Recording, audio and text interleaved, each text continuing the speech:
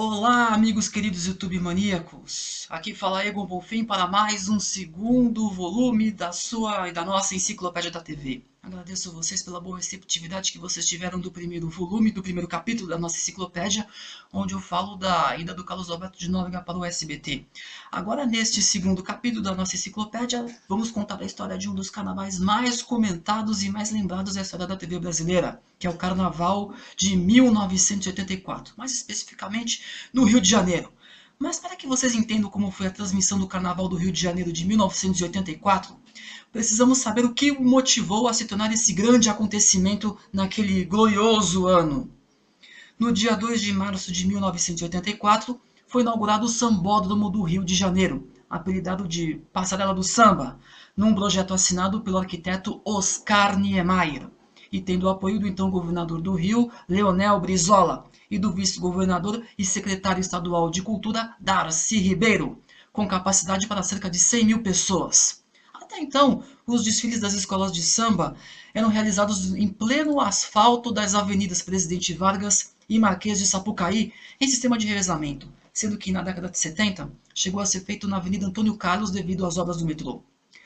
No embalo da inauguração do Sambódromo, foi fundada a Liga das Escolas de Samba, com o objetivo de melhor organizar o evento, elaborar o regulamento dos desfiles e repassar aos associados os valores devidos quanto aos direitos autorais e ao uso de imagem na transmissão via televisão e rádio também, quanto pela divulgação dos sambas enredo. Até então, quem era encarregado por tal organização era a Rio Tour, que era a Secretaria de Turismo do Estado do Rio de Janeiro, mas que ficava com boa parte da grana, deixando as escolas de pires na mão. Com a criação da Liga das Escolas, permitiu-se um melhor entendimento entre a prefeitura e o governo do Rio e as agências de publicidade que disputavam o espaço máximo de patrocínio do Carnaval Carioca. A primeira empresa interessada a adquirir o primeiro carnaval da era Sambódromo, por incrível que pareça, foi a Coca-Cola, cuja intenção era comprar os direitos de transmissão e repassar alguma emissora de TV interessada, em troca de espaço comercial, a cota master, como falam hoje. Mas convenhamos, o tipo de bebida mais consumida no carnaval brasileiro é a cerveja. Imediatamente, a Rio Tour vetou a negociação, alegando que uma multinacional estava terminantemente proibida de adquirir os direitos relativos ao evento, sendo isso uma responsabilidade exclusiva a empresas de comunicação social. Nada mais justo. Enquanto isso, a Liga das Escolas de Samba estabelecia o contrato de televisão, o valor total de 210 milhões de cruzeiros na época, sendo divididos da seguinte maneira: 14 milhões e 300 mil cruzeiros para cada uma das 14 escolas integrantes do grupo especial, o grupo 1A, e mais 10 milhões de cruzeiros para a própria Liga das Escolas de Samba, para as despesas, manutenção e etc. E para organizar o desfile, como haviam 14 escolas no grupo principal, o jeito era dividir o desfile em duas partes. Essa foi a grande novidade da época e a principal característica do carnaval da era Sambódromo até hoje, sendo 7 no domingo e outros 7 na segunda-feira. Um sorteio estabeleceu quais as escolas que iam desfilar no domingo e quais iam desfilar na segunda. Então, a Liga das Escolas determinou que, em 4 de março de 84, as escolas que fariam a primeira parte dos desfiles de carnaval seriam, pela ordem, estas: Unidos da Tijuca, Império da Tijuca, Caprichosos de Pilares, Acadêmicos do Salgueiro, União da Ilha do Governador, Portela e Império Serrano. E em 5 de março, a segunda parte dos desfiles teriam as seguintes escolas: Estácio de Sá, Unidos da Ponte, Mocidade Independente de Padre Miguel, Unidos de Vila Isabel, Imperatriz Leopoldinense, Beija-Flor de Nilópolis e Estação Primeira de Mangueira.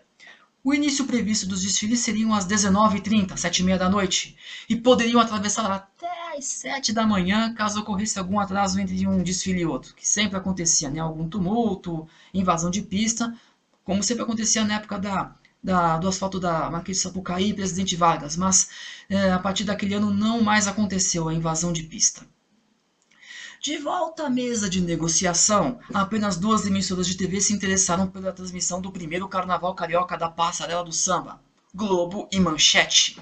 A Globo cobriu e transmitia o Carnaval regularmente desde 1966, Todos sabem que a Globo entrou no ar no Rio de Janeiro a 26 de abril de 1965. Portanto, o primeiro carnaval da Globo foi em 1966 e desde então nunca deixou de cobrir esse grande festejo. E seu representante nas negociações, José Bonifácio de Oliveira Sobrinho, o Papa da TV, é um apaixonado, confesso, pela festa popular e não queria que a Globo ficasse de fora por nada desse mundo do carnaval inaugural da Sambódromo.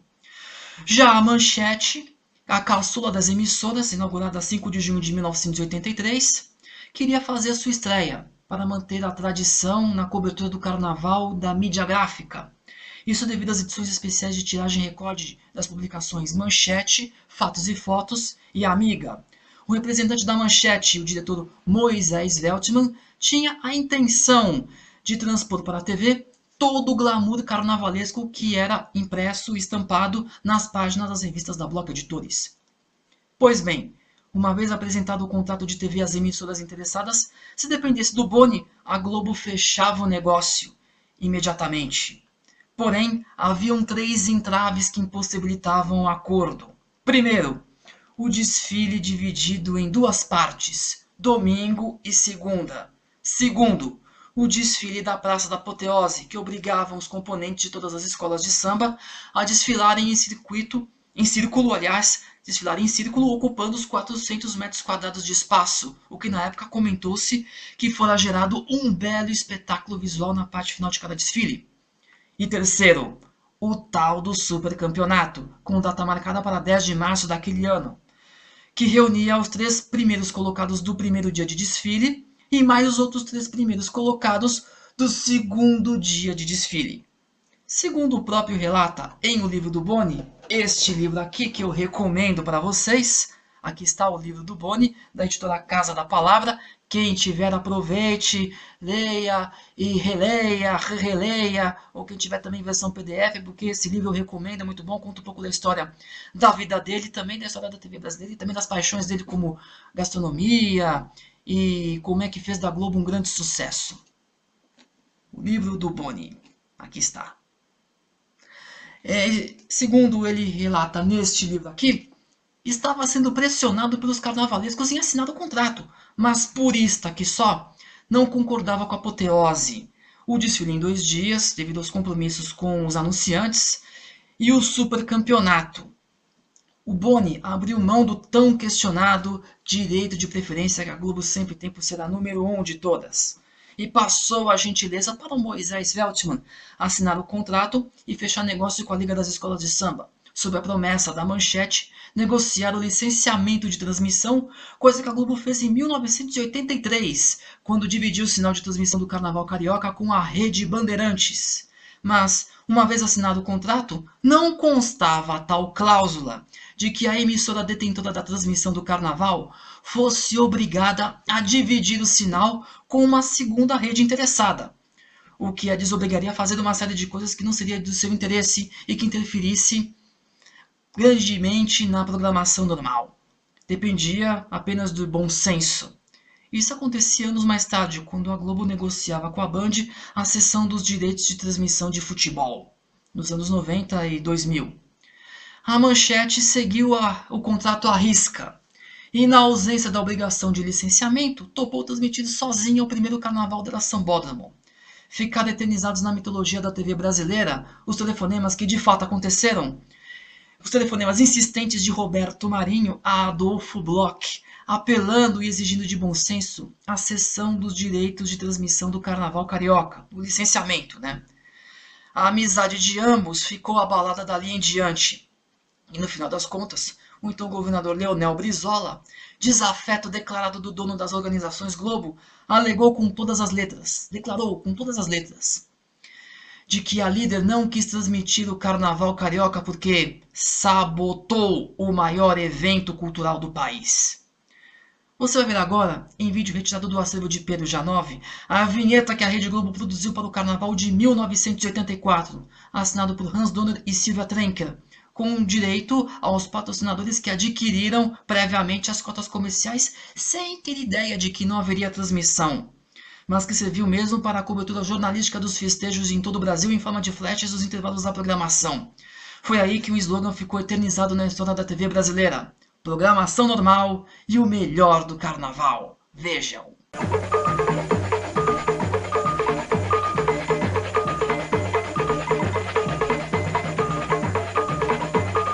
Oferecimento aspirina da Bayer, Freezer Prosdóximo, Golden Cross e Bel Prato. Para não fazer feio com a exclusividade do Carnaval Carioca, a Manchete tratou de vender as 5 cotas de patrocínio por 100 milhões de cruzeiros para Coca-Cola, Bayer, Mesbla, Mundial e Osram, além de mais 2 cotas suplementares por 25 milhões de cruzeiros cada para Philco Itachi e Petrobras. Expandiu sua rede para 32 emissoras, incluindo novas afiliadas em Imperatriz, no Maranhão, no Triângulo Mineiro, na região centro-oeste e no norte do Paraná, interligados via Embratel, já via satélite, alcançando 82% do território nacional. Mobilizou 600 profissionais só no Sambódromo do Rio. Instalou 2 modernos caminhões de transmissão externa. Um funcionou como mini estação de produção de imagens e outro, no investimento de 290 milhões de cruzeiros, foi equipado com 9 câmeras, que foram espalhadas por toda a passarela do samba. A transmissão contou com a narração de Paulo Stein e Luiz Santoro, do Memória Manchete, que eu recomendo que vocês se inscrevam nesse canal, que é a história da Manchete contada pelos ex-funcionários, que ele mesmo comanda as entrevistas.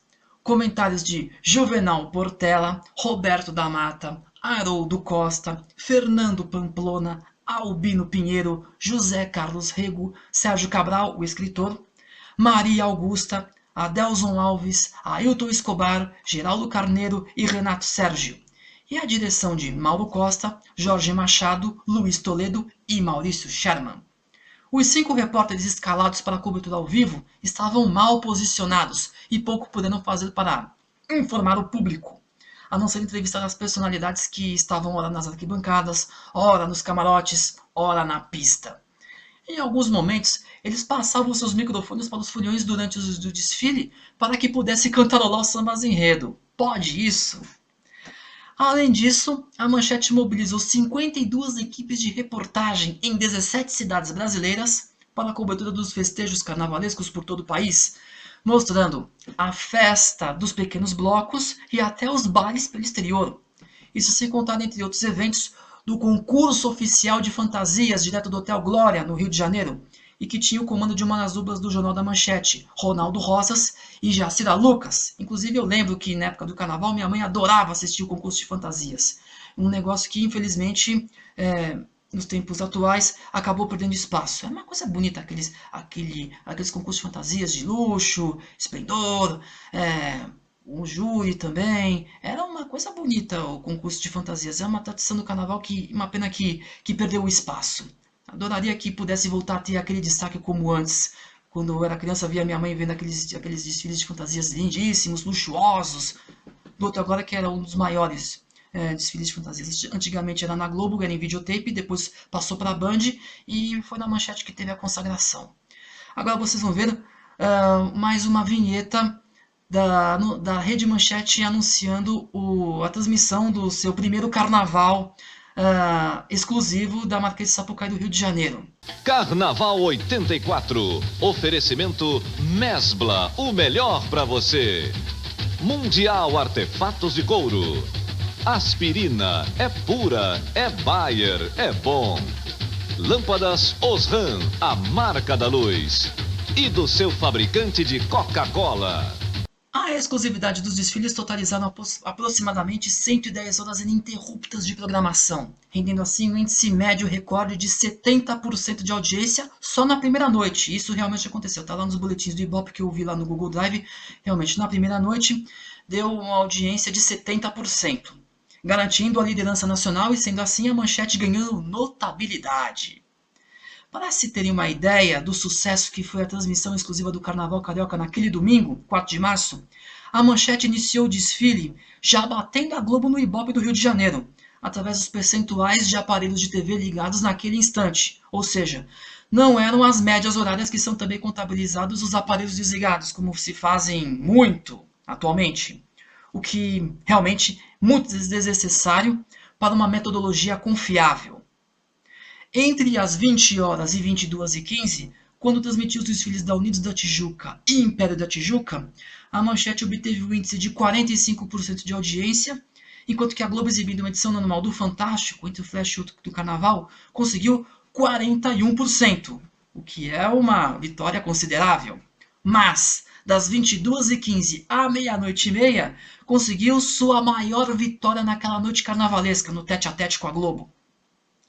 A exibição ao vivo dos desfiles da Caprichosos de Pilares e Acadêmicos do Salgueiro rendeu à Manchete o índice oficial de 67% de audiência contra 21% da Globo, que mostrava o filme Bonnie and Clyde, Uma Rajada de Balas. Pelo visto, a rajada de balas que a Globo tomou do Carnaval.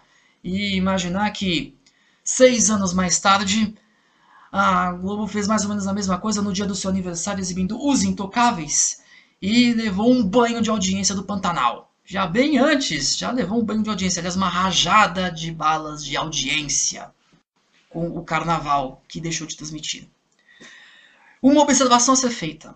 O Ibope só contabilizava audiência de televisão até às 4 horas da manhã. E em 10 de março daquele ano, de 84, aconteceu o tal do Supercampeonato das escolas de samba, que reuniu as escolas de domingo, a Portela campeã, Império Serrano vice-campeã e Caprichosos de Pilares a terceira colocada. Mas as escolas da segunda-feira, a Mangueira campeã, a Mocidade de Padre Miguel vice-campeã e Beija-Flor a terceira colocada. No dia seguinte, 11 de março, aconteceu a apuração final do Supercampeonato com Carlos Imperial, então vereador do Rio de Janeiro, ditando as notas. E ele disse: Estação Primeira de Mangueira, 10, nota 10! Tendo declarada a supercampeã. A Portela foi a super vice e Padre Miguel a super terceira colocada. Muitos livros de história consideram Mangueira e Portela empatadas, as duas campeãs, sem o supercampeonato, né? Mas esse regulamento do supercampeonato foi tão confuso que no ano seguinte o campeonato foi simplificado, com todas as escolas de domingo e segunda competindo por igual. E o desfile de sábado passou a ser chamado de Desfile das Campeãs, que passaria a contar com a presença da escola campeã do grupo de acesso, o grupo 1B, que por sua vez conseguiu o direito de entrar para o grupo especial no carnaval do ano seguinte, além das outras 6 primeiras colocadas do grupo especial, grupo 1A. Pois é, meus amigos, são coisas que acontecem no submundo da TV. E por trás de um vídeo há sempre uma história. Muito obrigado por prestigiarem mais uma vez esse segundo capítulo da nossa Enciclopédia da TV. E continue acompanhando o meu canal. Não se esqueçam de compartilharem, comentarem, ativar o sininho, divulguem, comentem, acessem os vídeos. Tenho certeza que todo final de semana é garantia de muitas preciosidades muito bem valorizadas aqui nesse canal. É a nostalgia sendo levada a sério aqui no canal, sem sadismo, sem zoeira e sem nada. Aqui a nostalgia do resgate à memória da TV brasileira é levada a sério. E aí a abordagem depende só de vocês. Abraços mil para todos. Beijos mil para todas. E até a próxima Enciclopédia da TV.